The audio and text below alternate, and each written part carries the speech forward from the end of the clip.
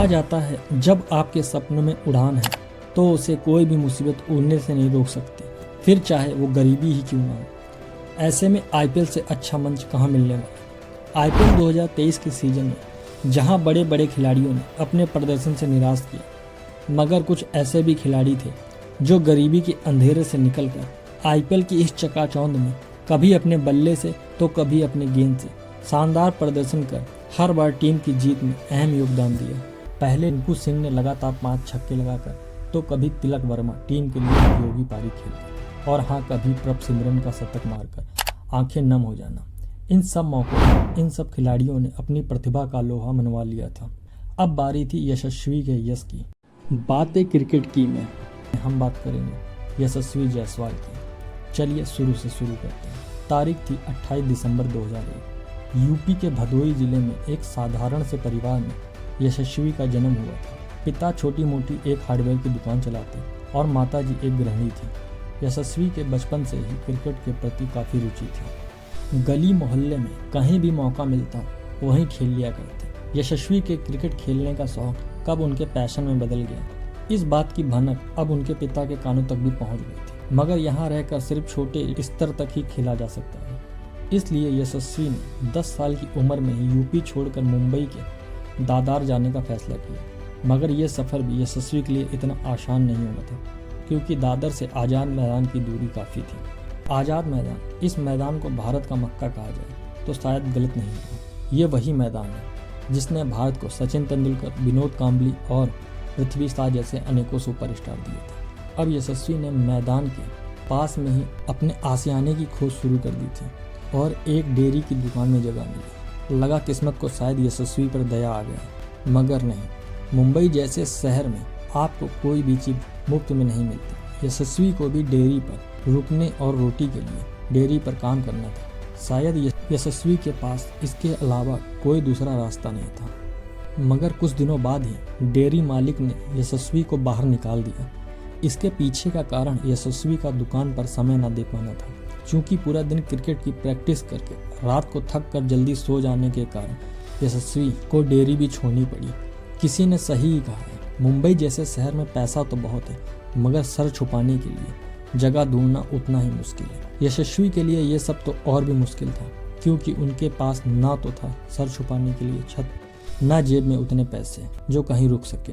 अब यशस्वी के पास कोई च्वाइस नहीं थी, इसलिए जायसवाल ने मैदान में ही ग्राउंड मैन के साथ टेंट में रहने लगे। मगर यहाँ रहना इतना भी आसान नहीं था, क्योंकि टेंट में ना तो बिजली थी और ना ही पानी की उचित व्यवस्था, ना ही किचन, ना ही बाथरूम। बस खाने के लिए 2 टाइम रोटियां मिल जाती थी।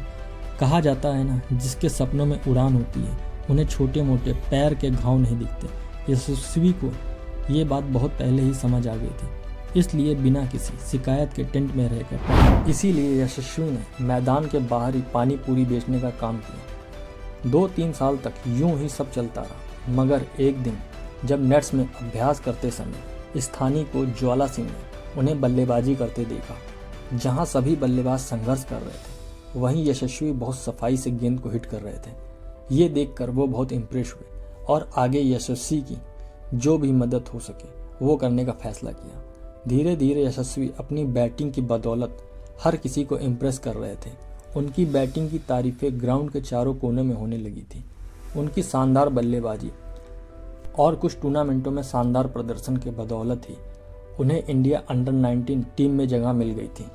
यशस्वी के लिए अंडर 19 में सिलेक्ट होना यही दिखाता है, अगर आपके अंदर जुनून है तो कोई भी मुसीबत आपका रास्ता नहीं रोक सकती। यशस्वी ने इस टूर्नामेंट में भी अपने बल्ले से आग लगाई। उन्होंने 133.33 की अविश्वसनीय औसत से पूरे टूर्नामेंट में 400 रन मारे, जो कि इस टूर्नामेंट में सबसे ज़्यादा रन बनाने वाले बल्लेबाज बने। इस टूर्नामेंट की सबसे खास पारी थी सेमीफाइनल में पाकिस्तान के खिलाफ खेली गई उनकी 7वीं पारी। इस पारी में जायसवाल ने 111 गेंदों पर नवाद 105 रनों की पारी खेली। उनकी इस 7वीं पारी की वजह से भारत ने एक बार फिर पाकिस्तान को वर्ल्ड कप में पटकनी दे दी थी। इस बार तो पूरे 10 विकेट से मिली ये जीत यशस्वी के आम खिलाड़ी से खास खिलाड़ी बनने का इशारा दे रही थी। हालांकि इसके बाद खेले गए फाइनल में इस अंडर 19 बांग्लादेश के हाथों हार झेलनी पड़ी, मगर इस मैच में यशस्वी पूरी बांग्लादेश टीम से अकेले लड़ते रहे। उनके अलावा कुछ हद तक तिलक वर्मा और ध्रुव जुरेल के अलावा कोई भी खिलाड़ी दहाई का आंकड़ा पार नहीं कर पाया था। यशस्वी एक छोर से रन बना रहे थे, वहीं दूसरे छोर से लगातार विकेटों का पतन रुकने का नाम नहीं ले रहा था। जायसवाल ने इस मैच में 88 रनों की पारी खेली और भारतीय टीम को एक सम्मानजनक स्कोर तक पहुंचाया।